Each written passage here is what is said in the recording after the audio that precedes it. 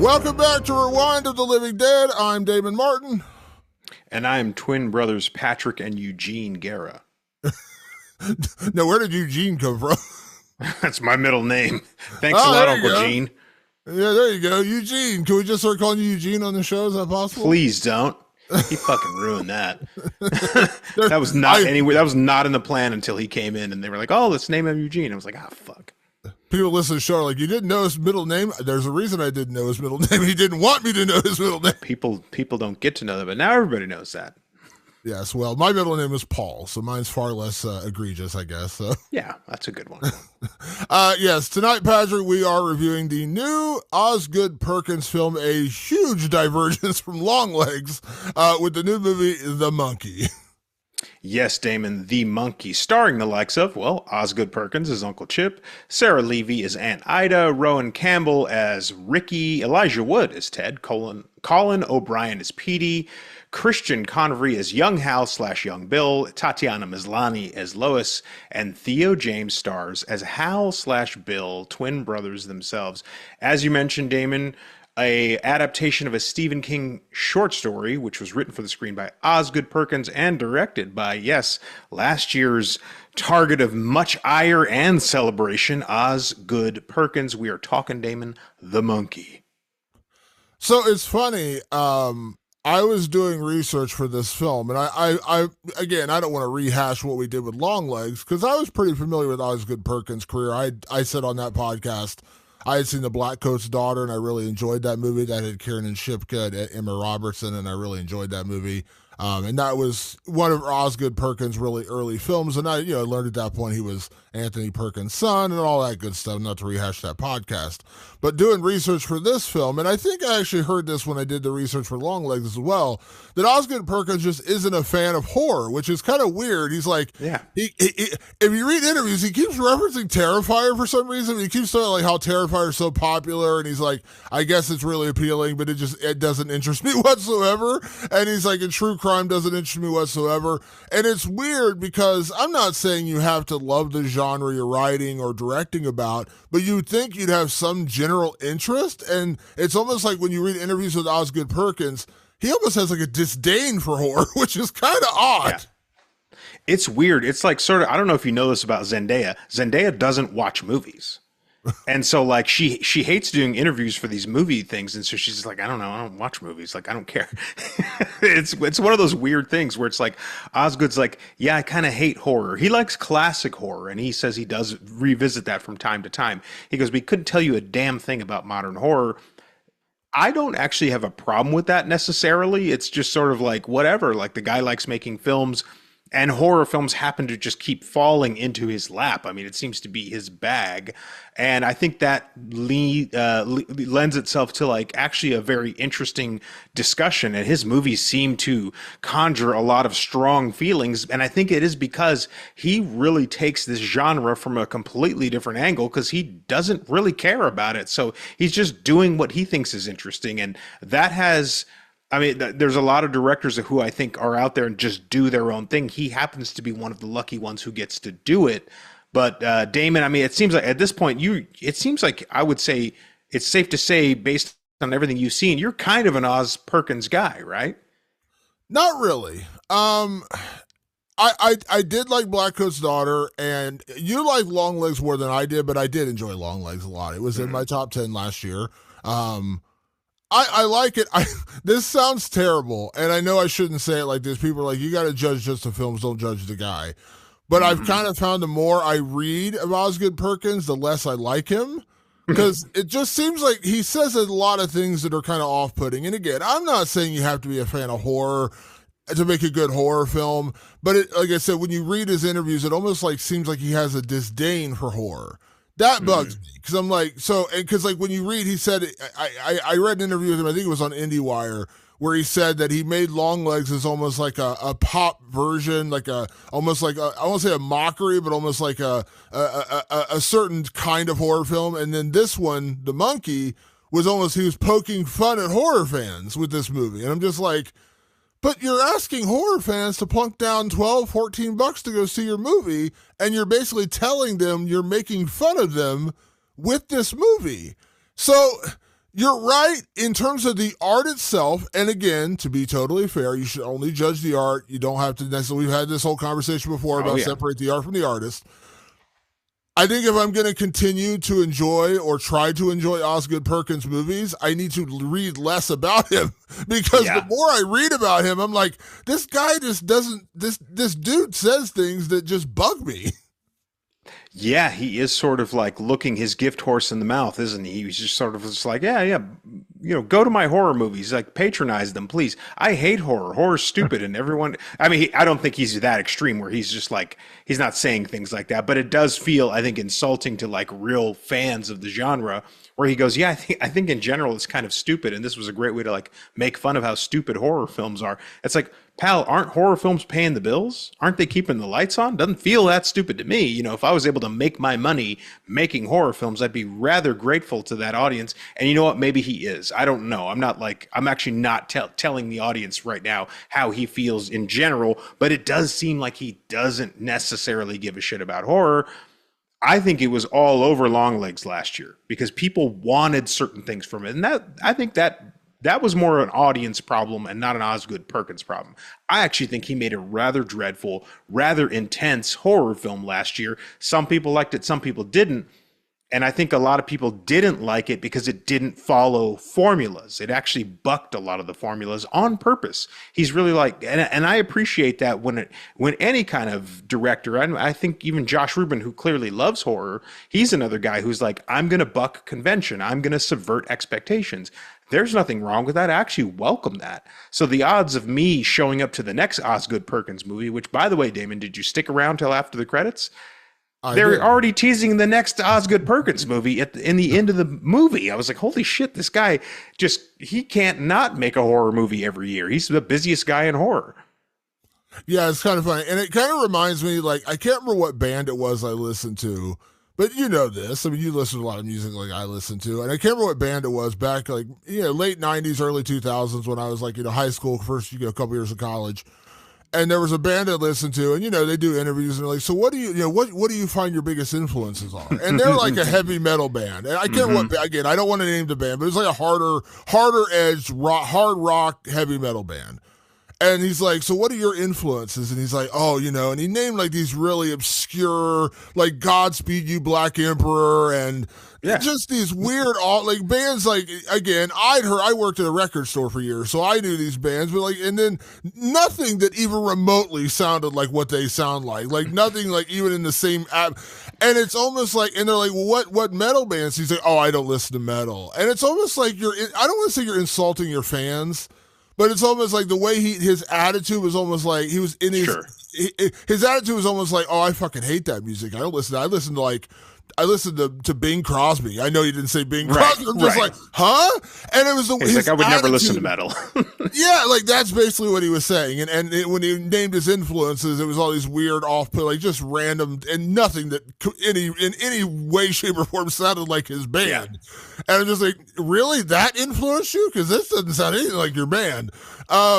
That's kind of what the Osgood Perkins thing has done to me, where it's kind of like I need to read less of his interviews because the way he describes horror and how much he dislikes it, and then it influences the way I see his art. Because when I watch The Monkey, which is very much a horror comedy, now, they're not lying to you going into the film. If you watch the trailer or you have any idea what you're going into, and I know you're not a trailer guy, but for the people who do watch trailers, it is very much set up as a horror comedy. They're not disguising that. They're not telling you one thing and showing you another. This is very much a horror comedy, and they're giving you that. Now, when I watched the film, it was fine. I didn't love it. I didn't hate it. There were definitely some enjoyable moments. There were definitely some funny moments. There were definitely some brutal moments. Lots of gore. Just to kind of put that out there on Front Street. Acting was fine. Some funny moments even in the acting. Theo James, who stars, I was not super familiar with him until he did The White Lotus season 2. He was great in that show. He's perfectly great in this movie as well, by the way, playing twin brother roles. Like he does a great job. And I left it there. It's like, yeah, it was fine. I mean, it didn't blow me away. It didn't disappoint me. I wasn't walking out like, God, I hated that movie. And I wasn't walking out and saying, man, top 5 of the year. Right. again, very middle of the road. Now that you can take that as a positive or negative. But then I start reading the interviews because I have to go back and do research for the show, and I'm just like, the things this guy's saying about this movie make me dislike it. And I know you should not allow that to influence you, Yeah. but when I start, I've said this a million times, like, there's this debate about, like, what you take away from film. And you know this, Patrick, you are a cinephile, much like myself. Some people watch a movie, and they walk out and they say, that was the most profound exploration of political strife or of trauma or this deep exploration of grief and whatever, existential exploration of whatever. And the same person who watched the different person sitting right next to them in the same theater can walk out and say, that was just a really brutal horror movie. They didn't get any trauma, grief, or anything. It's like listening to people write about Halloween. If they do that, they go, it's this vast exploration. And then John Carpenter goes, no, it's a guy with a knife killing people. Yeah. And so like to that point, like you get out of movies what you get out of them. If you watch The Monkey and you walk out saying, man, that was a deep exploration of trauma and how trauma can affect us for life and we never escape that. And the monkey being this demonic toy or whatever it is, like it's just it's a symbol of our own trauma that just haunts us for life. Sure. Good for you. I'm glad you take it that way. For me, I'm just like, it was kind of a goofy, funny horror comedy. Movies are what you mean to them to be. The reason I'm saying that is when I go back and then read the interviews with Osgood Perkins, like it or not, it influences how I feel about it. I know it shouldn't. But it's just like you know, like we talk about indie films. You are a bit of the indie goon. We say that on the show. Yes. Oh, yes. And there are movies outside of David Lynch, the late great David Lynch, who I love. When I watch those weird, just indie films that to me don't make sense. Now, you mean David Lynch films? Yes, David Lynch films. To a hardcore indie watcher, they're like, "Oh man, I understood exactly what he was saying. He was saying this or that." Now, part of me is like, I feel dumb because I didn't get it. I'm like, I didn't see that. I have no idea what you're talking about. On the flip side, again, like I said, you take from films what you want to take from them. And for you, if you go to one of those indie films, let's bring up Men, a movie that you liked up until kind of the ending, and I hated pretty much all the way through. You understood the themes and the details in. I did, but at the same time, I was like, it just didn't work for me. It was weird for the sake of being weird, and I just didn't particularly enjoy it. But there's also a part of me, and I think I said this when we did the review for Stop Motion, where I was like, when Stop Motion was over, and you found this deep exploration of whatever the themes were in the movie, and I was like, maybe I'm dumb. I don't really get it. Like, I just didn't see that in the film. The Monkey's not that deep. Let me be clear about that. This is not like, at least in my opinion, it's not that deep of a movie. But just like when you have to explain something to me and I'm just like, I feel dumb that I didn't get that. When I read the interviews with Osgood Perkins, I'm just like, dude, stop talking. The less you say, the better, because the more you say about your movie, I don't feel dumb. I feel angry that you feel that way about your movie. Look, I'm going to close out this subject by saying this.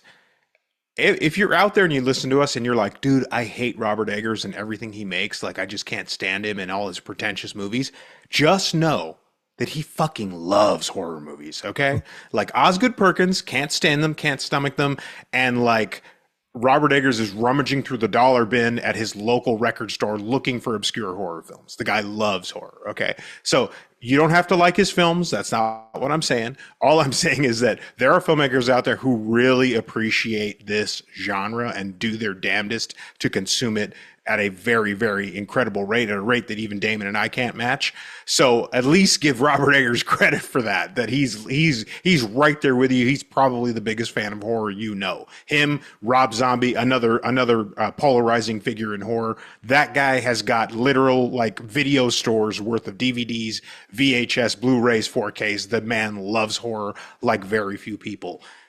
Osgood Perkins, less so. That makes for an interesting watch, truth be told. And I'm going to say this about The Monkey before we get into spoilers. he tried something here. I saw somebody sticking their neck out to try and do something specific, and I don't want to get too much into it pre spoilers. I don't know that it worked for me necessarily, but I will say this, it was worth sitting through to get to the end message, just like you were just talking about right now with themes and what I pulled from it.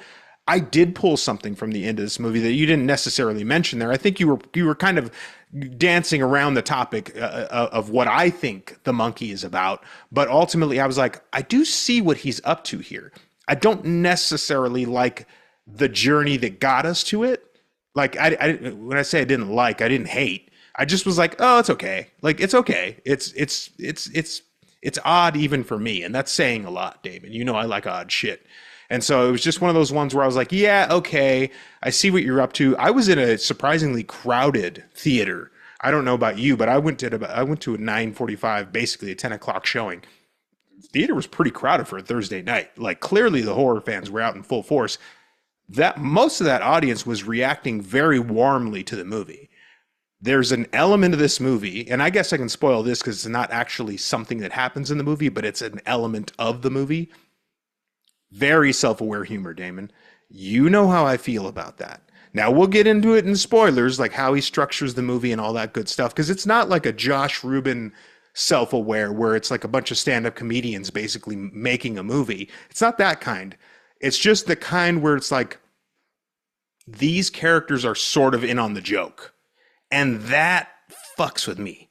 That's my problem. That's not the movie's problem. And clearly a lot of the audience enjoyed it. But it messes with my brain when the characters are like, I'm in a joke right now. How funny is that? And I'm like, I don't know. Like it's so much more funny to me when the characters don't know they're in on the joke. It's something about it works on a level that works for everybody at Comic-Con. Apparently, every time I sit down at Comic-Con and some self-aware, stage show or a screening goes on, I mean, the crowd erupts. They love it. I don't. It doesn't work for me. So a large swath of this movie doesn't work for me, but I was happy that I sat through it all the way to the end to get the message that I thought Osgood Perkins was clearly trying to get at. I'll say this. My theater was pretty packed too, which I was, again, a little surprised. 9:30 on a Thursday night. It was pretty packed. I was like, wow, this is pretty impressive. I guess this movie's going to do well. What seemed to work with the audience I was there with was the comedy, not really the horror. The comedy seemed to get people. They were laughing and chuckling at the right moments. And then the horror, I didn't really hear a lot of gasps or a lot of oohs or a lot of ahs or a lot of, those kind of like, you hear those kind of groans when you get to like really horrific horror moments, gory horror moments. Didn't really hear that, but I definitely heard a lot of laughs. So it worked for my theater, in that regard. And I will say, like, some of the comedy did work for me as well. There were definitely some funny moments. But you're right about the self-aware humor. It's like everyone was in on the joke. And that, like, there's a character in this movie. This is not a spoiler. I'm not even going to tell you what he does in the movie. There's a character in this movie played by Elijah Wood. I like Elijah Wood very much. Very, very talented actor. I'm a big fan of Elijah Wood. He did a remake of Maniac. What movie? Maniac, thank you. Maniac, which is actually excellent. I love the original. The remake's actually really solid. Elijah Wood is the definition of self-aware humor in this movie. Yes. And his character, he's only, by the way, and again, this is not a spoiler. I'm not telling you anything about he's not in it for a long time. He's not like a major character. He's very much a supporting character. As soon as he popped on screen and I saw what they were doing with that character, I was just like, ugh. Like, you're just injecting this guy to be just like comic relief, and he's so self-aware of his own humor, and it just bugs the hell out of me. Like, it just rubbed me the wrong way. Now, again, to his credit, he's a very small part of the movie, and there are legitimately funny moments in this movie. There are legitimately moments where I was like chuckling or laughing out loud at this movie. But I think we've talked about this before with horror comedies.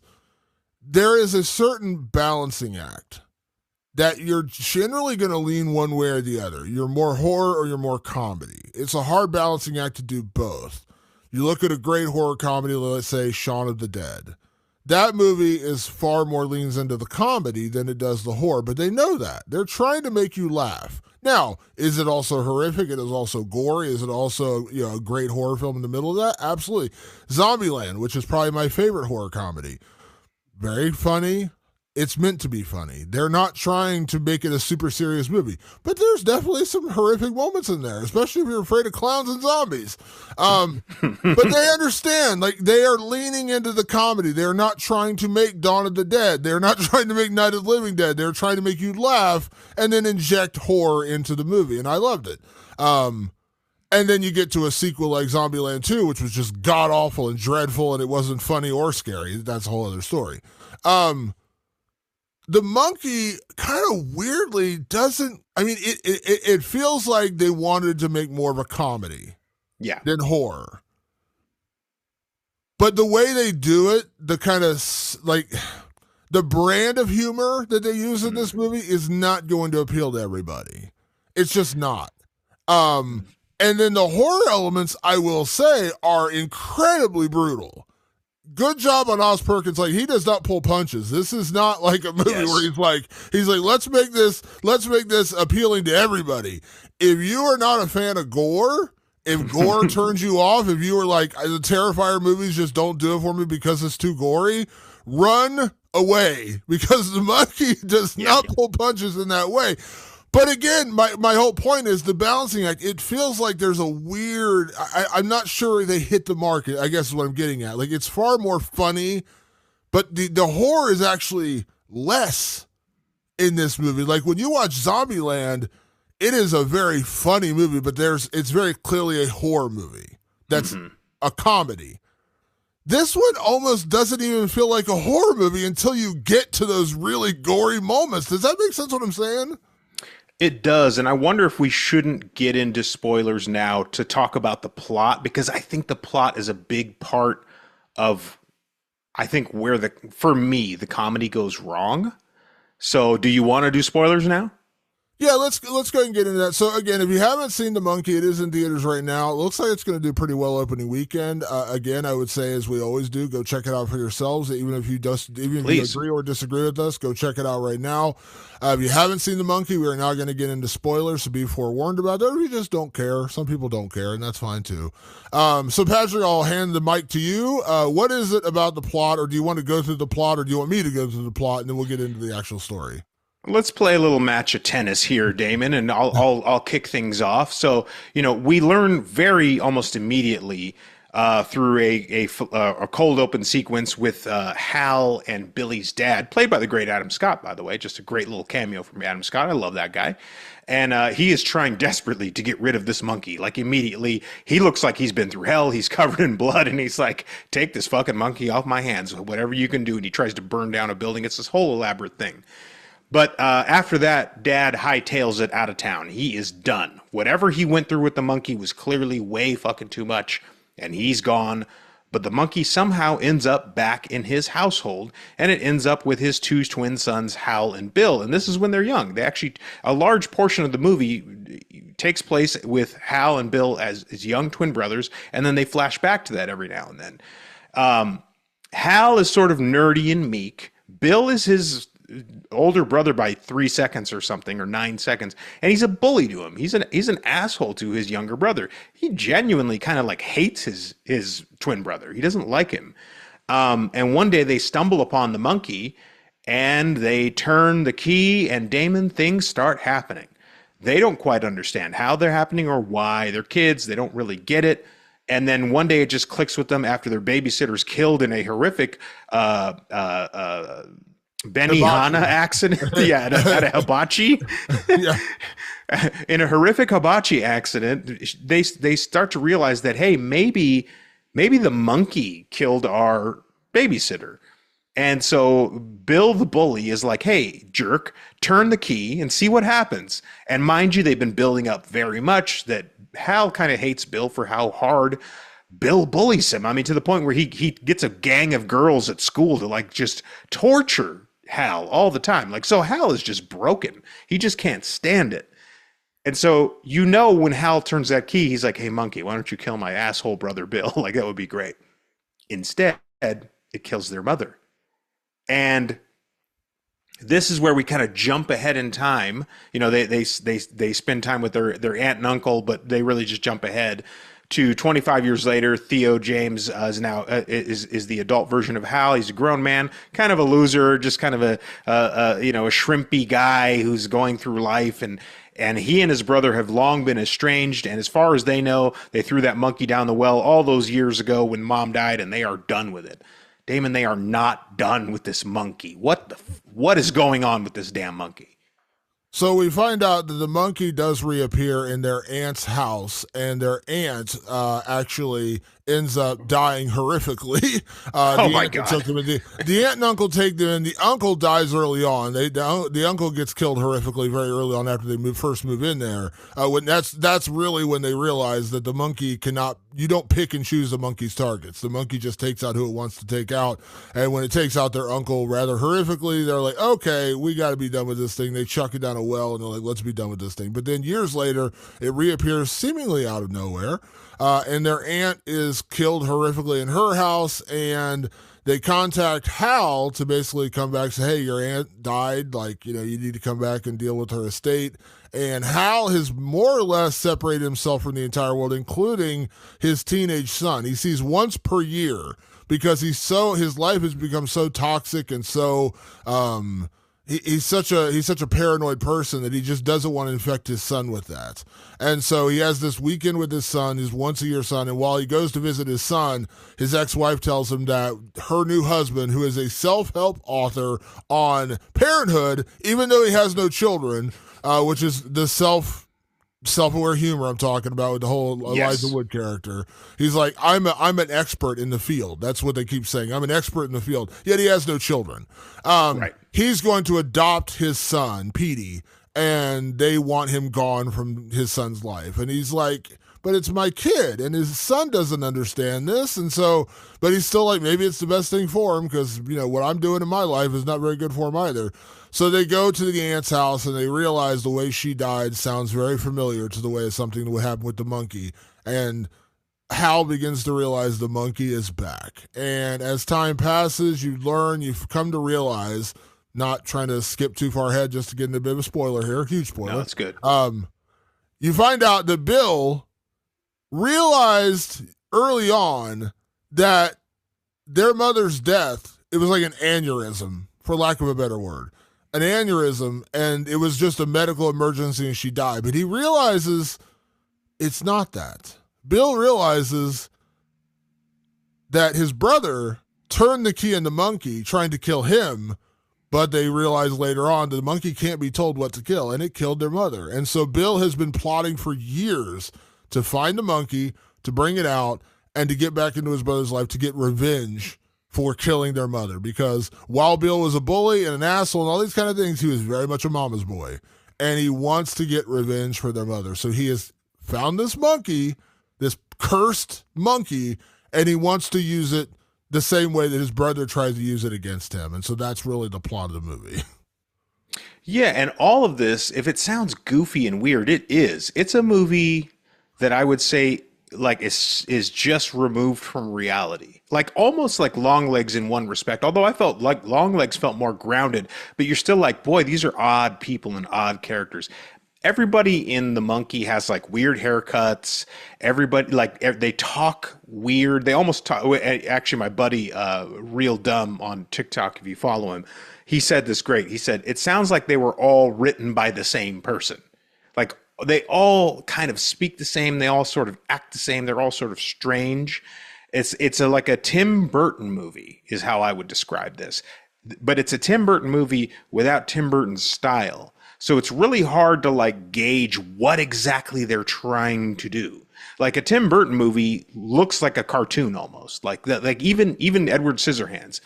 Like even though it looks pretty straightforward, like there's still something very cartoonish about it. Like you are made aware by the design of the movie that you are not in this reality. Well, this reality looks and feels very much like ours, but the people in it are odd and weird and goofy, and they don't quite make a lot of sense. And so that's where all this weird, like, self-aware comedy comes from, because they don't react like human beings. When things happen, like basically this monkey starts wreaking havoc again once the ant is killed, and all the people in this little town that they grew up in, well, they're getting killed in all these strange ways.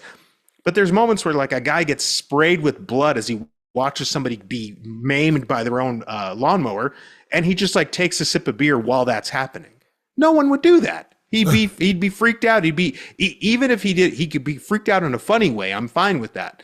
But he wasn't. He was like nonplussed as he watched it. There's also this running gag of these cheerleaders who are cheering on the deaths as they come around. It makes no fucking sense. It's super, super weird. Like it's weird, and you go, okay, I guess this is weird. It's what other kind of world would you describe this as, Damon? But it's that the humor is kind of like it's baked into the world. It's very strange. Yeah, it does, and so it's funny. I left the theater and I was like, it was funny, and there were definitely some gory moments, and I didn't mind it. And then I read a couple of reviews, and one of the reviews talked about it, and you nailed it. They said it feels like almost like a Tim Burton horror film. Mm-hmm. Now, just to be totally upfront and honest, I've said this on the show before, I am not a Tim Burton fan. I loved the original Batman when it came out in 1989, and I still like Batman Returns, but by and large, I'm not a Tim Burton fan. Like, I'm not an Edward Scissorhands fan. I don't mind Beetlejuice, the original one, but when you get into all this other weird stuff, to me, it's just like, I like making kooky art for the sake of making kooky art. Like, when you watch Edward Scissorhands, you're talking about the characters, they just make no sense. This is like Edward Scissorhands as a horror film in a way. Like the character, when you watch Edward Scissorhands, like it just the characters don't make any logical sense whatsoever in that movie. And it's also like a weird 1950s take on a modern 1990s world, and it's just weird and colorful, and it's just it's very much Tim Burton. That's kind of how The Monkey feels, where it's like this would never happen. Like this is just odd. Like the cheerleader thing, like these cheerleaders are showing up. There's one part where when his aunt dies horrifically and the paramedics are there and they're bringing her body out and the cheerleaders are like, they're bringing the body out, yay! And I'm like, what the fuck is going on here? Like, what, huh? Like, what are we doing here? It felt like, as you said, felt like a Tim Burton version of a horror film of like this weird campy, almost like 1960s Batman-esque, like tongue-in-cheek humor about it. You know what I mean? Like when you watch the 1960s Batman, like it is very tongue-in-cheek humor. At the time, people just had fun with it and enjoyed it. But when you go back and watch it, it's very very goofy, campy humor. It's campy. There's no other word to use it. And I use that word constantly to describe Tim Burton, so very campy. Just, it's goofy for the sake of being goofy. That's kind of what felt like in The Monkey. Like the cheerleader thing bugged the hell out of me. I'm just like, why, huh?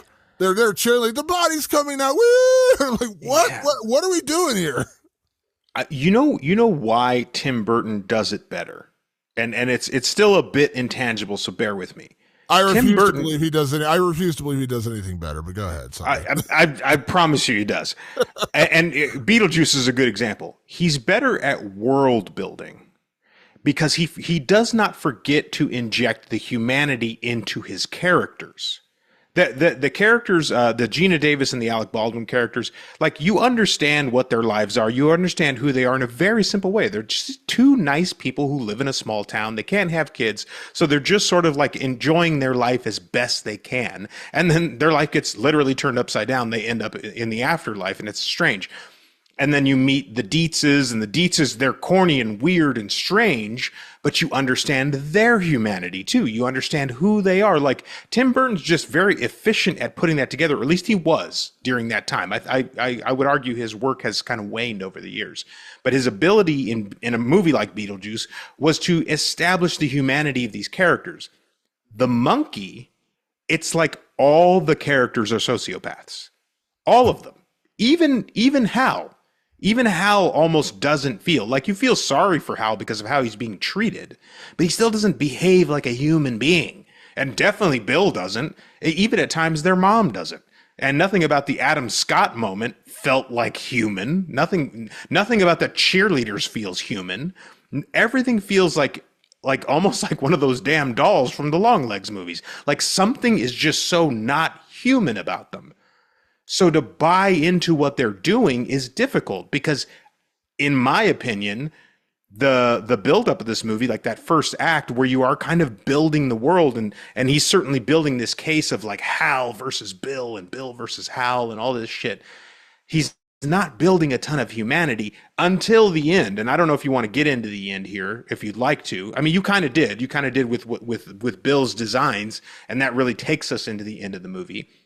But ultimately, in the end, you know, Bill reveals to Hal, he goes, dude, I just wanted you dead because you killed our mom, because you turned that key.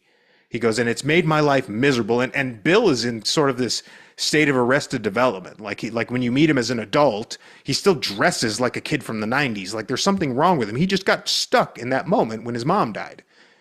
And I was like, well, that I get. That actually I understand. For the first time in this movie, Bill feels kind of human. And then Hal responds like, Jesus Christ, like you were literally bringing the apocalypse down like literally bringing the apocalypse down on their town. And he's like, hey, dude, you know, my mom died too, right?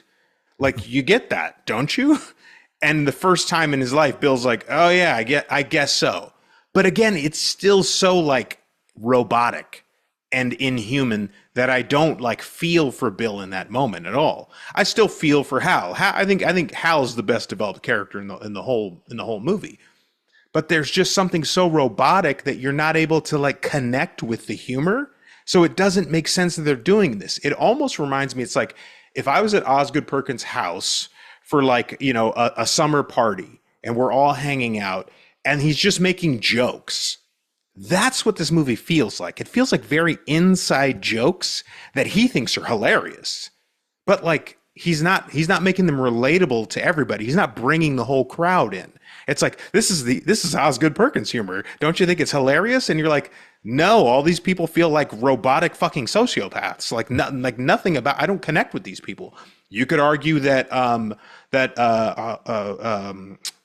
Micah Monroe's character in Longlegs is rather robotic. Like she almost feels like a marionette puppet. I think she feels more attuned to the tone of that movie, and that made more sense because she was literally a puppet of the devil at the time. So that kind of made sense. For this, it doesn't.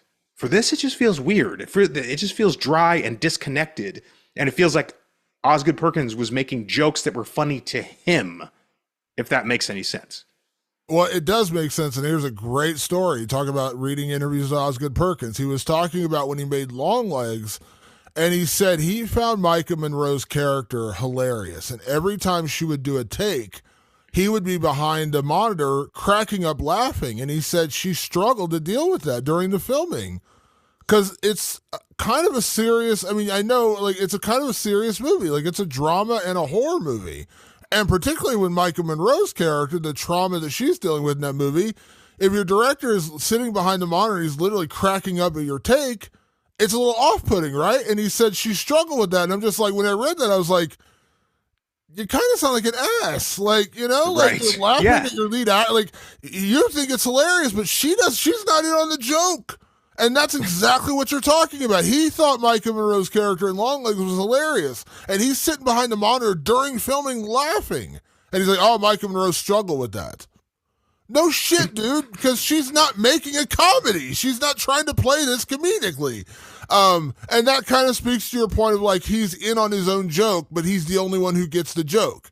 And that's kind of the problem with this movie is like, yeah, I mean, don't get me wrong, there are legitimately funny moments in this movie, but a lot of the self-aware humor, a lot of the jokes and stuff like that, it just feels like this was made to make Osgood Perkins laugh, and he wasn't really worried about making a movie that would make the audience laugh. And I read a quote from the review on the Hollywood Reporter. I want to give credit where credit's due. His name is Frank Scheck. He's the reviewer over there. And he wrote I just pulled this one quote I wanted to read.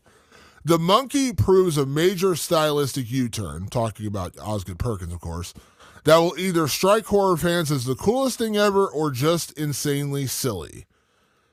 I think actually it's a little bit of both because to his credit, some of the gore and the horror in this movie is wildly creative and brutal. It's brutal. Like, kudos to him for that, because it, like, particularly like the very opening of the movie when Adam Scott's character, when the toilet paper roll shows up, and sorry, making a joke from a past Krampus episode, when he shows up, he's trying to desperately get rid of this monkey, and the pawn, and even the pawn store, even the pawn shop owner is this weird character in this universe. Even he's like, doesn't feel real. He's like, oh, I don't understand. And then he's like, whatever you do, don't let the drum fall down on the drum. And it does. He's like, oh, shit. And then a spear flies out of one of like a mannequin that he has on the wall. It spears him, and then it retracts, and it pulls his intestines out. And that's like the first 3 minutes of the movie. You're like, oh, shit. Really cool idea, by the way. It was a cool idea. It plunges through him, pulls out all his intestines, and the guy dies. And poor Adam Scott's left there with the monkey just covered in blood again, and the guy's dead. It's a pretty cool scene. So in that regard, the horror part of it, I'm like, good job. That was pretty cool. But then when you start injecting these like self-serious, not self-serious, like self-comedic characters, they're funny in their own movie. Particularly Elijah Wood's character when he's talking, when he's talking to Hal about why he's going to adopt Petey, and he's like, I am the leading expert in this field. I am a writer and author who writes a ton of self-help books about parenthood, yet I have no children. That's the joke. Yeah. That's the joke. And I'm like, yeah, but it's not funny. Like, he's just this. It was funny to Osgood Perkins is what it was. Yeah, he's like, oh, it's a self-help author who's an expert on parenthood. By the way, he doesn't have kids. Yeah, like, isn't it so funny? It's a sketch. It's a sketch in a sketch comedy show. Yeah, and it's almost like, okay, I get it. But again, you talk about these people don't feel real. Like, they feel like they're in there. They don't, like, again. And I understand that every movie's going to be a little different like that. And, like, to the point of, like, even the brother relationship between Bill and Hal. It felt almost Home Alone-ish. Right. When you meet Macaulay Culkin's character in the beginning and you get Buzz, the older brother asshole, there's not a single redeeming quality about that character. They just make him a bully, dickhead, older brother. And when Kevin crashes his stuff down, he steals his money, and like he finds the picture of his girlfriend, he's like, "Ooh, Buzz, your girlfriend, woof." They're making Buzz just to be this older asshole brother. He's there for comedic relief. That's all it's there for. And Home Alone, by and large, is just a comedy, and that's fine. It's an iconic comedy at that. But when you're in this movie where you're trying to relate the brothers back to each other at the end of the movie, where it's like you said, they had that one kind of moment where it's like, hey, like, she was my mother too. Like, yes, I turned the key trying to kill you, trying to kill my brother. I had no idea that the monkey just does what it wants, and it killed our mother. It traumatized me too. I love our mother too. And do you realize how much guilt I've been carrying around all these years, knowing that I turned that key and it killed our mother? Do you realize how badly that makes me feel? What kind of a paranoid loser I've become because of what I did to our mother? You're not the only one, man. That was like the most emotionally real moment in the entire film. But even then, Bill's reaction is almost like it's not serious. It's not relatable because he's Buzz. He's just Buzz the asshole. There's nothing relatable about this character to where you're like, man, I can't, like, these guys were actually brothers. That you really do feel in that moment. Like, they actually came back together. It's Kevin and Buzz in Home Alone. You don't feel any sympathy for Buzz, and his room got wrecked, and his girlfriend's ugly, and his brother stole all his money to survive her. None of that matters. He's just there to be the older, goofy, bully brother. That's all they do with Bill. Yeah. Damon, I'd like to call an audible here. Now, in our categories, I had a category called How Funny is Too Funny. And I feel like we're kind of getting into that now. So you mind if we just jump to that category right now and just talk about it? Because recent movies, like The Substance, for instance, some people didn't like either the humor or they hated the ending and they thought the ending was too over the top. Hard Eyes actually got a lot of criticism, even though thankfully it did even better in its second week than it did in its first week, which is a rare feat. Even for a horror film, it's actually hard to do that. But a lot of people were just like, I hated that there was so much humor in that movie. I wanted it to just be a slasher, and it was for some reason half a romantic comedy.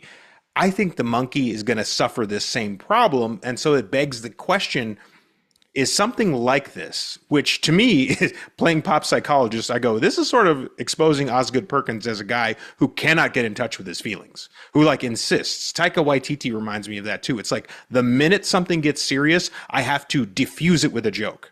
If I don't diffuse it with a joke, if I don't diffuse it with weirdness, if I don't diffuse it with something that will not allow us to feel, I won't be comfortable. And that's very much what this felt like. This end of this movie felt like that. I will give him credit here, though, Damon, and I'll turn it over to you about how funny is too funny. What they finally decide on in the end, because Bill ends up dying at his own hands because he's so like consumed with revenge that the monkey finally takes it out on him and smashes his face with a bowling ball. Hal learns to finally accept that death is a natural part of life. That's something his brother Bill couldn't do. That was something his brother Bill could not understand, that death just happens. And I feel like that is kind of the thesis of the movie. That is the theme of the movie, is like, can you accept that death is random? It picks who it wants to pick. Can you get over that? And in the end, Hal does. He does get over the fact that, yes, death is random. He finally like decides like, I'm going to be a father to my son. And they do something that I really appreciated, which was a callback to when they were kind of living with their mom after their dad left. Is he just tells Petey, his son, he goes like, let's go dancing, because his mom said that after they did the funeral for their babysitter. She was like, let's just dance. Let's just live. Like, if we're going to just be completely consumed and bogged down by death and its inevitability, then we're going to lose at life. Why don't we just go dance and be humans? Because to dance is to be a human. And that I appreciated. That I was like, oh, there's Osgood Perkins saying, see, I can kind of like accept it, like whatever. It wasn't a silly dance. That would be a Taika Waititi thing. Like, let's do a really silly dance so we're not too heartfelt here.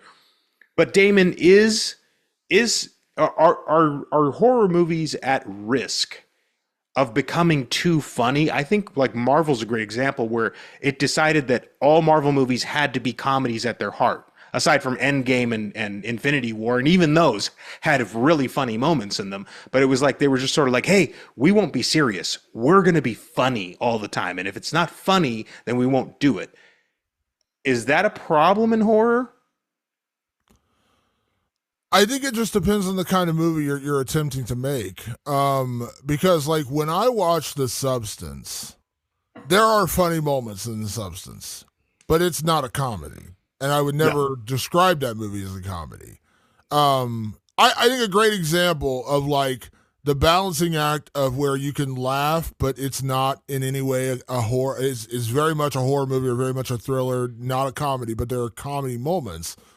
It's like watching the first season of True Detective, which I'm rewatching right now for like the 90th time. It just popped on. I'm just going to rewatch it again.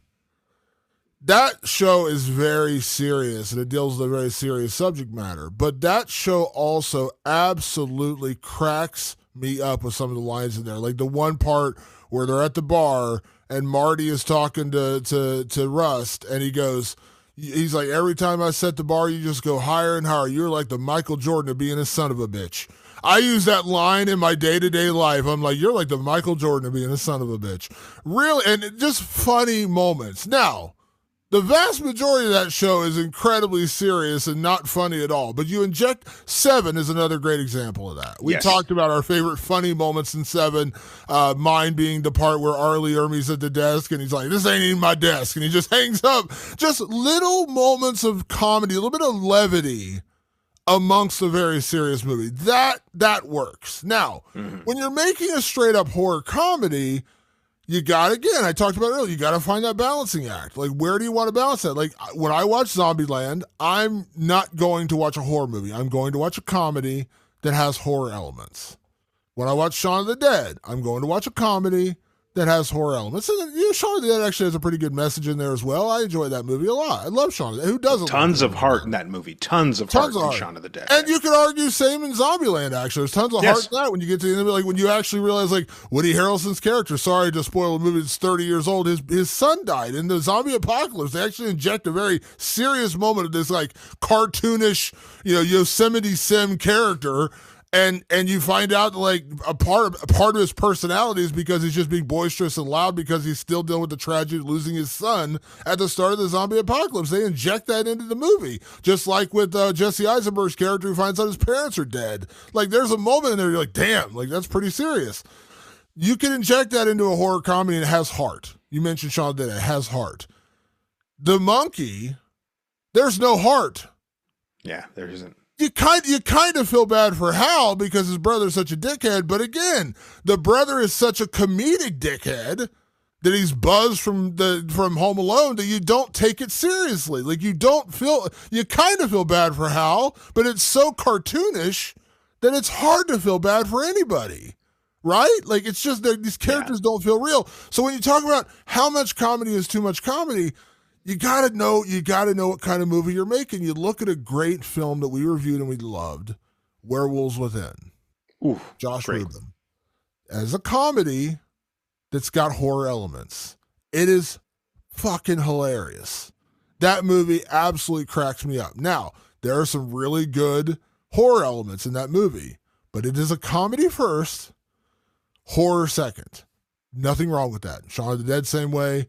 Zombieland, same way. It's the problem you reach, and I would argue Hard Eyes, by the way, we say it's a romantic comedy horror film. I call it a romantic comedy horror film because it's kind of a romantic comedy first. Yes. Horror second. But there's enough horror in there to where it really works. So the key is understanding what you're trying to do and what kind of movie you're trying to make. And I think The Monkey suffers from, they're not really sure what they're trying to make. It is far more of a comedy than it is a horror film. In my eyes, the problem with the comedy is a lot of the comedy is not really funny, and as you said, it's almost like Osgood Perkins is laughing at his own jokes. That's a problem. So, am I just yammering now, or does that make sense? What I'm saying? I think it's reiterating what I was saying, which is like if there's not humanity and heart in the characters, I think the comedy is not going to land. Hard Eyes was dangerously on the right on the line of their characters almost being heartless. And I think that's what some people were kind of looking for, like a little bit more in terms of, I think if they got a little more humanity out of those characters, but that was a movie that was just dangerously short on space. They were trying to literally put two movies into one. So they were just on the edge of almost making those characters sociopathic. They were very close to being sociopathic, but he managed to just squeeze in enough heart and just squeeze in enough soul that for me, it worked. For some people, it didn't. If they missed that, if they were distracted or if they were in the wrong mood and they didn't quite feel it in a movie like Hard Eyes, they would have missed it. In the substance, and particularly in the end of the substance, when Monstro Elizasu decides to rip her body apart and spray everyone down in a ridiculous geyser of blood. I mean, to the point it was comedic. Like, it was just so over the top and insane. It was comedic. But ultimately, there was a lot of humanity in what was happening because the inner rage of going, I can't be perfect enough for you, can I? I am not enough for all of you, aren't I? Let me just spill my guts all over you. Is that not enough? Can I not give you everything of me? And then in the end, that slimy face of Demi Moore just slithers to her star on the Hollywood Walk of Fame because she's still so very desperate for recognition and the fame that and the love that she received. There's so much like ethos in it. There's so much like, like humanity in it is, I think, why it works, at least for me. Some people maybe weren't in touch with that. And so when they saw that very over the top ending that was beyond comedic, it was absurd. It was all from the heart. It was all from the gut. And so to me, those things work. I think Osgood Perkins needs therapy. No offense, Oz. I really do. I think you're still having trouble getting in touch with some of those feelings because your characters are so robotic. Well, we talked about this. I mean, he actually said this, and too, again, I obviously feel for him. I mean, we talked about this with Longlegs. He's Mm-hmm. dealt with a lot of personal tragedy. His father was Anthony Yes. Perkins. He was a closeted gay man. He died of AIDS in like 1992, and his mother was on one of the planes that crashed into the World Trade Center at 9/11. I mean, I can't even That's imagine the yeah. amount of He's got a that's lot a he's lot. going through. And he talks about like unpacking that. Like he's like, I've had a lot of personal horror. Dude, yeah, fuck yeah, I feel it, man. Yeah. Um, but unpack, you got to find a way to unpack that in a healthy way. And if horror movies are the way he does it, even though he seems to not like horror movies, great. And I'm all for expressing yourself in art and finding a way to do that. It just almost feels like Osgood's disdain for horror comes out in a mocking way, in a mocking tone, as Yes. a That's as anger. opposed to letting out his own trauma. I'm relating this back to a non-horror film, but we talk about knowing your audience and knowing what you're going for. One of my favorite filmmakers is Kevin Smith, and his very first film, Clerks, which is an iconic, amazing film. If you've ever heard the story about the original ending of Clerks, yeah, Yeah. do you know the original? The Oh original yes. ending of Clerks. So the Clerks is, I mean, I worked in a retail store for most of my teenage years, even going into college. So I related to Clerks. Like, it was so spot on. Like it made me feel like, oh my god, did you just walk into my work and record what happened today? That movie is so hilarious. And of course, it's exaggerated. You're not going to have a guy die in a bathroom with a heart on. And again, it's exaggerated, but it's hilarious. It is one of the funny. But again, at the heart, there is a story. You got this guy who's right out of his teens, trying to find where he wants to go in life, and he's almost fighting against himself because he's like, everyone's telling him to go back to college. He clearly doesn't want to go back to college, but he's of that age where he's like, I gotta shit or get off the pot. I gotta make a decision what I'm doing for my life. And his best friend is just like, I don't give a fuck. I'm gonna work at a video store till I'm 60 because I just like working in video stores and being, mean to my customers because I don't give a shit. And it's almost like Dante wants to be Randall, but he can't be Randall. He just can't Yeah. be Randall, but he wants to be Randall.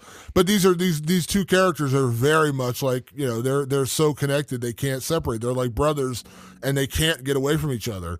But the end of the original ending of Clerks, the whole idea of Dante is, I'm not supposed to be here today.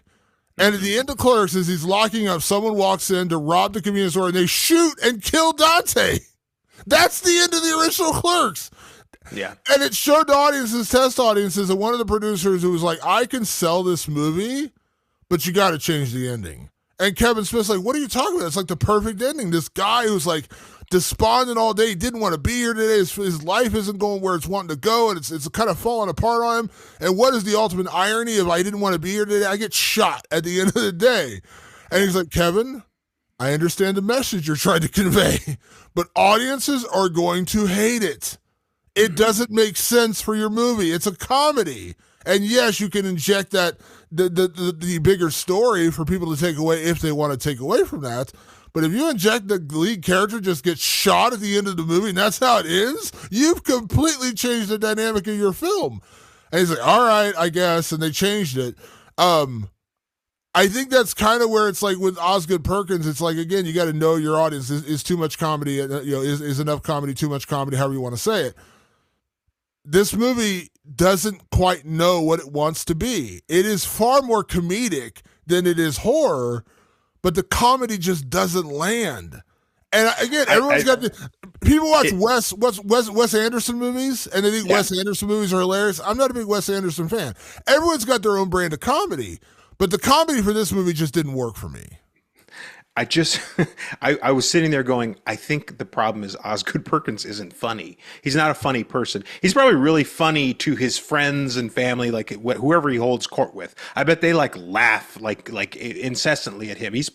Clearly he's a very clever guy. I think he's a great director, by the way. I want to be very clear about that. I don't think he's a bad director, bad writer. None of those things. I just think that comedy is not his strength yet. If he wants to get good at it, go for it. Get in there and figure out a way to make your comedy better. In my opinion, right now, his comedy's angry. And Damon, we know that I'm a big stand-up comedian guy. I know you are too. Angry comics, if they're in touch with why they're angry, can be brilliant. I think of George Carlin, Bill Burr. These are guys who were very in touch. Richard Pryor was very in touch. Eddie Sam Murphy, very in Kinison. touch. Sam Kinison was very in touch with why he was angry. I don't think Oz Perkins is in touch with what he's angry about yet. And so there's a wall between the comedy and the ethos and the emotion. And when he can bridge that gap, I think the comedy is going to sail because I think he's very talented. I just think he isn't there yet. That's my opinion. No, I think you're absolutely right. Listen, I can be off the cuff funny to my friends and make jokes here on the podcast as we talk and make people laugh, and I hope I do. But I don't consider myself a funny person. And no. when I write, whether I'm writing fictional stories or nonfiction articles, I don't inject a lot of humor into my stories because I'm like, I'm just not going to try. It's not my bag. I'm not built that way. And again, I think that this is me playing psychologist, I guess, a little bit, but it's almost like Osgood Perkins wants to deal with his trauma through comedy, and there's certainly nothing wrong with that. A lot of directors, a lot of writers do that, and they could do it very, very well. I'm a massive fan of Bill Burr. Bill Burr is my favorite comedian, and when you listen to his comedy, you can tell he's working out a lot of his problems through his comedy. Yeah. But it's freaking hilarious. I mean, it is absolutely hilarious. It's almost like Osgood Perkins is trying that, but as you said, he's not really funny. So I know he's not there yet. He workshop that in a non-movie setting. Start to play with it somewhere else. You're almost there, pal. Yeah. All right, let's get into more of the categories, and let's kick things off as we do each and every week here on the show with best performance. Patrick, at the end of the day, the monkey, who gets your best performance? My best performance goes to Theo James, who plays Hal/Billy. It's pretty tough to, I think, play your own twin and play it well. What I loved about the character of Hal, who really is the center, and Theo James kind of carries the movie as Hal, I know that guy. That's a really cool thing. You talk about Taika Waititi and the disaster that was Thor: Love and Thunder. It was a really, really just doofusy movie. There's one great part about Love and Thunder, and that's Christian Bale as Gore the God Butcher, because Christian Bale is a very high-level actor who can protect himself from a movie that he sees is going down in flames. Now, he's getting Marvel money, so he's not going to be an idiot and walk out. He's going to go, okay, got it. This is going to make sure my house is paid for and that my great-great-grandkids have money, so I'll just go ahead and play ball here, but I'm going to play it the way I play it. If you cut out all of Christian Bale's scenes in that movie, they're fantastic and poignant and brilliant. I feel that way about Theo James in this movie. I feel like he protected himself from the greater movie. He played ball, but at the end of the day, his character was so very real. His character of Hal specifically was so very real. I knew that guy. I know that guy. I know a guy exactly like that. He has the mannerisms of that guy. He's such a nice guy, very damaged, and doesn't want anyone to be damaged by his damage. That's an actor protecting his character. He's like, I don't know if I'm vibing with I'm not speaking for Theo James. I'm just saying, this is what I interpreted, which is the world around this guy is not quite working, and I have to make him make sense to me. And I felt like he was one of the characters that I was most in touch with in this movie. It's funny when you watch the performance. It's almost like Theo James is like, okay, I'm gonna take Hal for myself, and then I'll be Bill for Osgood Perkins, because Bill is the over-the-top, goofy, non-serious, it's a cartoon character. It really is a cartoon character. And he plays both parts, but it's almost like Theo James is like, I'm going to play Hal for me. I'll play Bill for you, Osgood. There you go, buddy. Yeah. And it's kind of funny because yeah. Can I at least have one for me? You can have the other one, right? Okay, cool. So the Buzz character, the Kevin McAllister character, Theo plays very well. The Buzz character, they're like, all right, way to go, Oz, because I'm going to play the goofy cartoon bully version of this character, and it just didn't work for me. But yeah, you're right, he is great. For me, now this is funny. I avoided most of the trailers for this movie outside of I think the one or two, and I think it was the same trailer I saw in the theater when I saw it. But again, this isn't a movie. This isn't like a movie that really it's a cursed toy that kills people. It's not, there's not really a whole lot of spoiler. Not complicated. I honestly didn't even know Tatiana Maslany was in this movie. No idea. Neither. When I started watching the movie and they're like, here's their mother, I was like, oh, that's Tatiana Maslany. I like her a lot. She gets my best performance. I was never I never watched Orphan Black, Yeah, me neither. but I've seen her in a million other things. And she was in what was that, the Perry Mason show on HBO? She was in the first season of Oh, that. I didn't know that. She was in obviously she was in briefly. She was in She-Hulk. Yeah, Tatiana Maslany's great. I've seen her in a lot of things, and she's great. I like her a lot. I thought her character, while unfortunately was still a little cartoonish and a little like can't quite tell. Like, it's weird because her mothering at moments almost feels like she doesn't want to be a mother at moments in this movie. But then there's others where she's just like the moment you talked about where she's like, let's just go dancing. Like, let's just go enjoy ourselves. I've always said when I die, I don't want to wake. I don't want people to be sad and crying. Like, dude, throw a concert, have fun, enjoy, celebrate. If you actually liked me, which maybe there's like 4 people on earth that do, but if you actually like me, like listen to some cool music and watch the movies I liked and enjoy it. Don't sit there and be sad and mourn me, and celebrate. Like, have some fun. I've always said that, and that was her character. She's like, let's just go dancing. Let's remember to live, as you said. And I just loved her character, and even though it is a little cartoonish and still not really real, I thought her portrayal was really solid. That rolls right into my MVP because it was Tatiana Maslany. She is, I think, the heart and soul of the movie, truth be told. And the fact that sometimes she didn't want to be a mom, guess what? Most moms feel that way.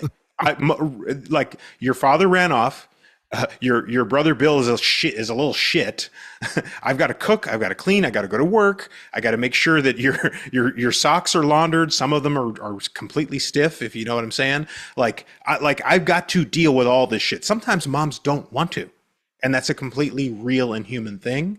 She portrays it very well, and then really the anchor of the movie, which is like, yeah, this is really sad. Like, what's happening, the people that we're losing, that sucks, but that's life. And she was very much being a mom in those moments too. So I appreciated that for her, and I think this movie completely unravels without it. Without Tatiana Maslany and what she did with that character, this movie wouldn't work. Like, I don't know what any other actor would have done with it. What she did with it gives it that bookend that really completes the idea. And that's why this movie, I don't toss this movie to the side. I go, yeah, I'm actually glad I waited to the end, because the end really mattered with her piece of the movie. It meant everything. If anything, it's Osgood Perkins really showing how he probably felt about his mother, which is like complicated woman, but really wise and really did a lot for me. I feel like it's a very personal movie for Osgood Perkins in that respect. Yeah, and I think that also, like I said, going in, A, I didn't know Tatiana Maslany was in this movie, and B, I didn't know how much of this movie, at least a third of this movie, takes place with Bill and Hal as kids. Yeah, they didn't tease that at all in any of the stories or trailers I saw. Like, it was just like all about Theo. And I saw no trailers, no nothing. But I was actually surprised at how much of this movie actually took place when they were kids, which is where Tatiana Maslany's character is at. And yeah, like, this movie's not the same without her. It's a totally different movie. Even though, again, it's still to me a very flawed movie, but she kind of served as the glue, even as a bit of a cartoonish character at times. And again, even that's not her fault as a portrayal. It's just the material. Every mom I've ever met's a bit of a cartoon character, if you think about it. Yeah. For me, I'm giving my MVP to none other than the master of horror himself, Stephen King. And the reason I do that is that Stephen King has been putting out books for more than 40 years, 50 years at this point, since the early 70s. And we are still mining this guy's material to turn out movies and TV shows. Now, not everything's been great. I think we all know there's been some really bad adaptations. But I can't, like, when I think of authors who have churned out so much material over the years, and obviously you think of James Crichton and guys like that who have, had a lot of, Michael Crichton. Michael Crichton. Crichton, you think of, who else am I thinking of? Like John Grisham. There are guys who have written a lot of books who have been turned into a lot of films and TV shows. But I don't know if there's been research to say, like, what authors had the most adaptations of his work. But my God, Stephen King's got to be near the top. Because when you think about and again, I know some of them he's butted heads with, like The Shining. Like he hates The Shining, the original Shining, the Stanley Kubrick Shining. He hates that movie. But then you think about, The Mist, which is one of our all-time favorites. You think of Shawshank Redemption, which is not a horror movie at all, but my God, what a brilliant piece of, Frank Darabont, amazing, amazing story. Silver Bullet, that's a Stephen King adaptation. The fact that, and this was a short story released in 1980. Short story. And the story's a little different. There is no twin brother in the original story. It's just Hal Shelburne and dealing with this demonic monkey that kind of haunts his life forever. He does dump it down a well, and there's some similarities, but there's no twin brother. And again, the story is very similar, but also different. But the fact that a 1980 story, a short story, is still being developed into a film in 2025 talks about how talented and how insanely, wildly talented a guy like Stephen King is. And I read a lot of his books. Sorry, Stephen, I'm a huge fan, but I read The Outsider after I saw The Outsider TV show, the great show with Jason Bateman. And I mean, that was unbelievable. That show was knocked me on my ass. Great. Did you watch The Outsider? Oh yeah. Great show. Outside the book, it's good. It is good. TV show's better. Sorry. Just saying. TV show's great. But the fact that we're still mining this guy's material all these years later, even though The Monkey didn't totally work for me, a 1980 short story is now, it's going to make money. It's wild to me. This guy it's limitless. It's like you can never tap into it enough. I think he might be the most prolific author of all time. I mean, I'd have to do my research, but the man churns out books, churns out short stories, churns out material to no end. And I think we will be seeing Stephen King adaptations that we had no clue even existed well into the future. Yeah, it's unbelievable to see, and again, it never stops. I mean, it's still not going to stop. I mean, Mike Flanagan loves to adapt Stephen King material, so we're going to see his next. Keep that going too. Mike Flanagan's next film, which is not a horror film coming out next year, is a Stephen King adaptation. So yeah, there's another one. So it's never ending. Patrick, our next category is best gore / best kill, because there are a combo of both in this movie. There's a lot of gore and there are some pretty brutal kills. So kind of a 1-2 combo, one of each. Best gore, best kill.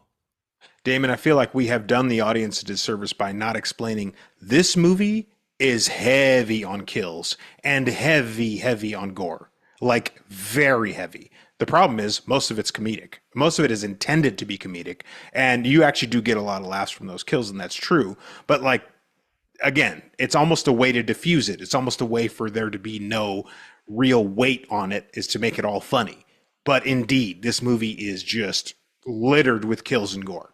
My favorite gore of the movie is what I call the Uncle Chip jelly. The way Uncle Chip dies is he goes out hunting one day, and somebody turned the key and the monkey started banging on his drum, and a whole herd of wild horses stomped on Uncle Chip to the point that when they open up his bag, his sleeping bag, it is literally just a pile of jelly. That's all that is left of him. Those horses pulverized him into nothing but basically gelatinous blood and skin. It's pretty amazing gore. It really, it's very graphic when they open that thing up, and it's just yeah, that's 215 pounds of jelly gore. Pretty intense and insane. But my best kill had to go to Aunt Ida, Uncle Chip's wife. She falls through the stairs, lands in a box of fly fishing hooks, then goes upstairs to get them and take them out, and then is putting rubbing alcohol or something on her face, gets completely burned, runs outside as her head is completely on fire, and runs straight into a stake for a for sale shingles that's hanging there, and impales her own face. It's very Final Destination, but also incredibly goofy and silly at the same time. But what a fantastic kill. Yeah, that's one of those kills where it's yeah, this is a little bit much, but that's kind of the point. It's a little bit much. They're trying to tell you. Yeah, she gets killed extra. Yeah, a whole lot extra.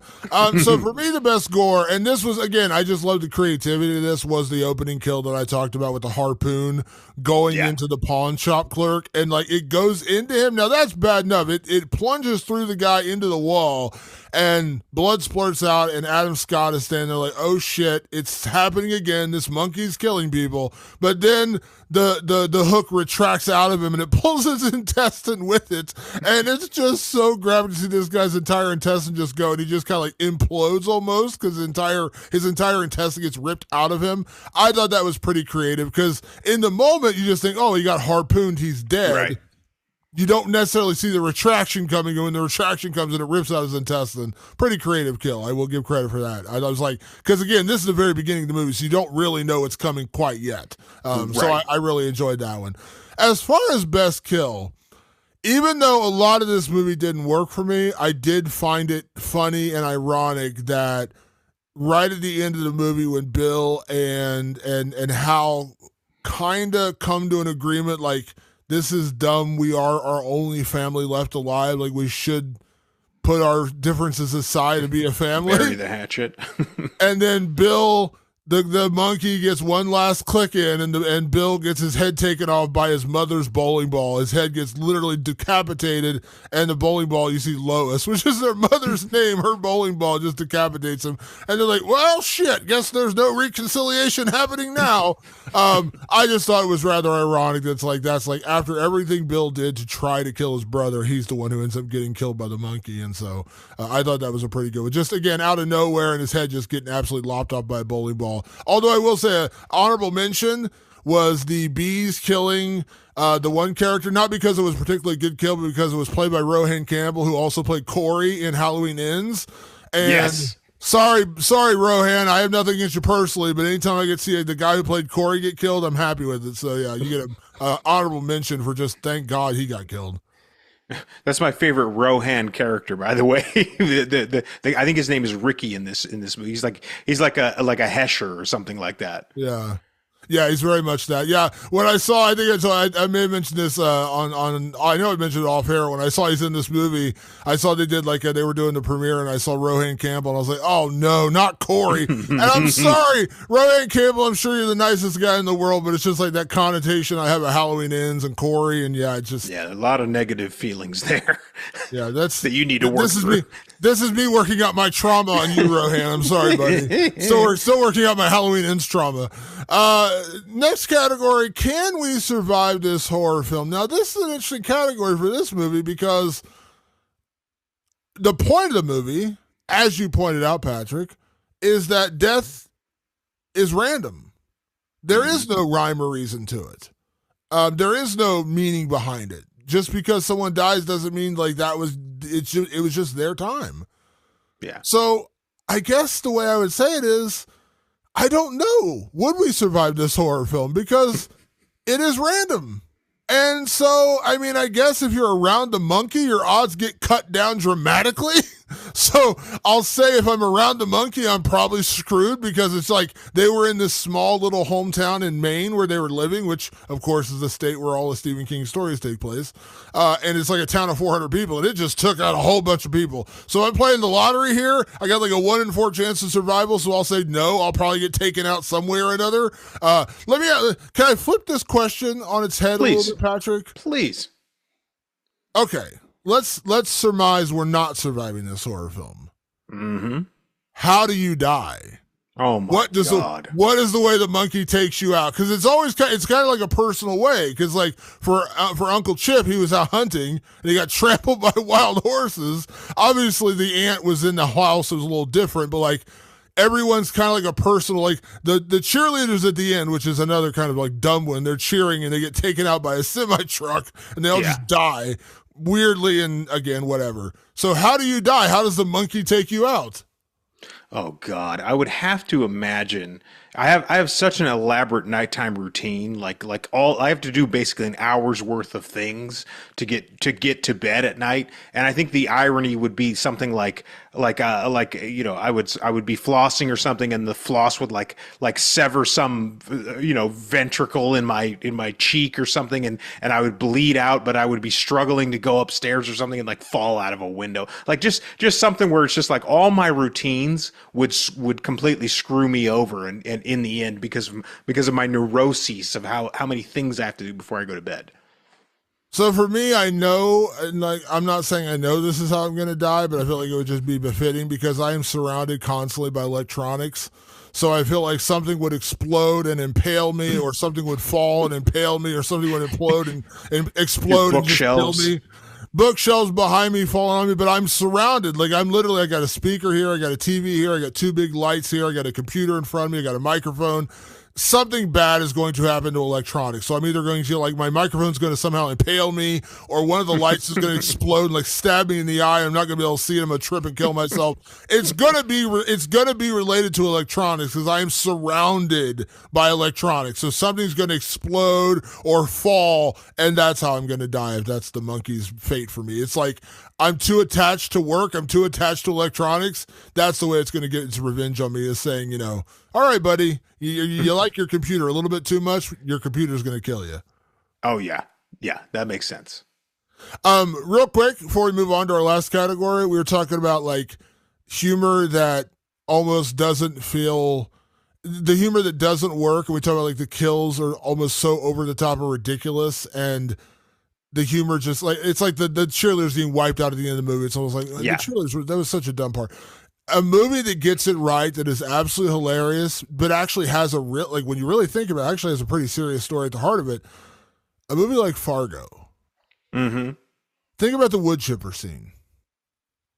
A guy is literally stuffing his partner in crime into a wood chipper. But how absolutely hilarious is it when you see Steve Buscemi's foot with a sock sticking out of the wood chipper, and he's got the stick of wood trying to put it down into the wood chipper? It's a horrific scene. Blood's flying everywhere. But it is absolutely hilarious. You see Steve Buscemi's socked foot sticking out of the wood chipper, and Peter Stormare is trying to jam it down in there. That's the element of humor that this film kind of missed out on. You know what I mean? Because that movie actually does have a pretty serious story at the heart of it all. Yeah. But it's hilarious. And that's what the Coen brothers do so well. This felt like more Tim Burton than Coen brothers, but it's almost like he was trying to make Coen brothers humor. Yes. Except he's not Joel and Ethan Coen. Yeah, again, they're very good at humanity, right? Like ultimately the comedy behind all of their, even though those horrific moments in the Coen Brothers movies have a lot of like actually really shocking and dark moments in them, but they're always kind of bookended by the, like there's a quirky funniness to it, but it all stems from a very human place, from a place of just like the imperfect goofiness of people. And I think that they nail that in an amazing way, but they're really nailing humans. Like they're even the sociopaths in their movies. You think about Anton Segura, like Anton Segura, he's clearly psychopathic. He's not even sociopathic at this point. He's so far gone, but they give him that great little detail is that every now and then when he's killing someone, a tear falls from his eye. There's something deep down in there that's going, I don't want to do this, but my body makes me do it. My brain makes me do it, and I can't do it, and I suffer because of it. Fucking that shit is G. We could do a podcast on just Coen Brother movies. I fucking love those guys. They're amongst the greatest. And I think of that scene in Fargo, you talk about how you could take a very serious scene, make it very funny, but then turn it back around again right after the wood chipper scene, after she arrests Peter Stormare and he's in the back of the squad car and they're driving back, and she's like almost like testifying to him. She's like, all this for a little money? That's what you did this for? A little money? And you get that very serious, like the heart of the movie of like what this was all about. Just about money. You went to this killing spree and all these people are dead. Your friend's in a wood chipper or your partner's in a wood chipper, and all this for a little money? And you get that morality lesson from her character, from the lead character in that movie, and you're just like, damn. Like, there's that enough heart and seriousness in what is otherwise kind of a ridiculous, mostly funny movie You know what I mean? Like Yes. very Yeah. non-serious, but there's still heart. And again, I think that's a lot what Osgood Perkins has kind of missed out on with this movie is there's a lot of attempts at comedy, a lot of attempts at horror, not a lot of heart, and it just doesn't really connect. I think that's the problem. I don't really feel I like I said the even the brother relationship. There's just no connection to where I'm like, man, I don't really feel bad for Hal. I don't Yeah. like I do, but I don't like I do because you're Yeah. literally punching me in the face, say how bad this guy's been bullied his whole life. But even then, I'm just like, yeah, okay, it feels cartoonish. It doesn't feel like Fargo funny. Fargo's hilarious, but there's still a message at the heart of it all. Yeah, yeah. I think what's very clear and actually very touching about the monkey is I do get the sense that Osgood Perkins truly and deeply loved his mom, as complicated as she was. And I've heard him in interviews talk about how complicated his mom was as a person. But I think deep down, like I could feel the Tatiana Maslany character was something he really cared about, and that shined in this movie. So when you go watch this movie, really pay attention to her character. She's the most interesting and complex one in the whole movie, and that must, in my opinion, that must be modeled after his mom, because I think it's so very true. Like something about it is so very heartfelt, where the rest of the movie kind of loses that. It's right there. If you're looking for it, it's there with her. Yeah, absolutely. Last category, Patrick, as always, is it scary? I think you can kind of tell by our tone and our review so far. The monkey, is it scary? Damon, this is not a scary movie, and I don't think it intends to be. I think it intends to be hilarious. Even the kills, as graphic as they are, and boy, they are graphic, and boy, they are hardcore. Limbs go flying, bodies exploding, gore beyond belief, horrific ways of dying. They're still funny. And some of the biggest laughs in my audience came from the kills. So yes, you will see gore, and yes, you will see death, but you will not feel fright. You will not feel dread. There's not a lot of dread in this movie, even though like death is coming for everybody, very, very Final Destination. There still is no sense of dread. There's no sense of like, where, by the way, there's all types of dread in a movie like Longlegs from Osgood Perkins. This movie just doesn't have that because it's so desperately trying to diffuse all of the dread with the comedy. So you don't get a scary movie. Yeah, this isn't scary. I guess the best word I could use to describe this movie is goofy. I don't know if that, it's not really funny because, again, there were funny moments. I did laugh out loud a couple of times. But again, it's kind of goofy. And I think that it's almost like, again, when you're making a horror comedy, you got to know which way you're going with a movie like this. And this film didn't quite know which direction it was going. And then when it decided we're going to be more funny than horror, it wasn't really all that funny, or at least a lot of the jokes didn't land. And so it felt a little goofy. So it's not scary. There are gore. If you're really put off by gore, there's definitely some moments that are going to be a little bit queasy for you.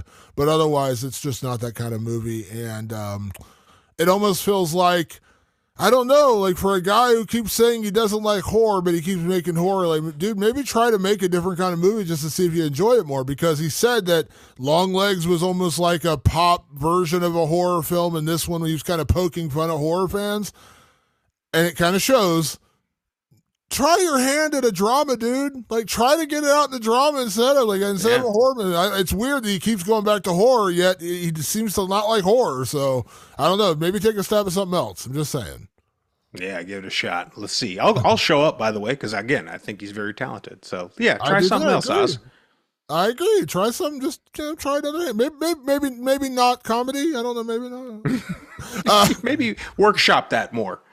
Yeah, workshop that. All right, folks, that is our episode for this week. We appreciate everyone tuning in. As always, make sure you check us out on all of your favorite podcast platforms, Apple Podcasts, Spotify, and of course over on our website, rewindofthelivingdead.com, and also on our YouTube channel. Just search Rewind of the Living Dead. Even if you don't watch us on YouTube, please subscribe. It does help us a lot in terms of our numbers and viewership and search results. So we appreciate that. But if you want to find everything for the podcast, including news, notes, other things, reviews we don't do on the show, go over to our website, rewindofthelivingdead.com, and you'll find stuff over there. You got questions, comments, movies you'd like us to review, hit us up on email anytime. It's ROT livingdead@gmail.com. That's rot livingdead@gmail.com, or you can find us on social media. Just search Rewind of the Living Dead on Twitter/X, Facebook, and Instagram. We tend to get a lot more on Instagram, but hit us up anywhere. We always try to get back to you guys, or at least listen to what you have to say. And you can also find us on our own personal social media channels. I am at Damon Martin, and you are? At Director Patrick. And as always, I want to say a big thank you to everyone that tunes in each and every week to the show. We'll see you next week for another edition of Rewind of the Living Dead. Thanks for tuning in. We'll see you then. Peace.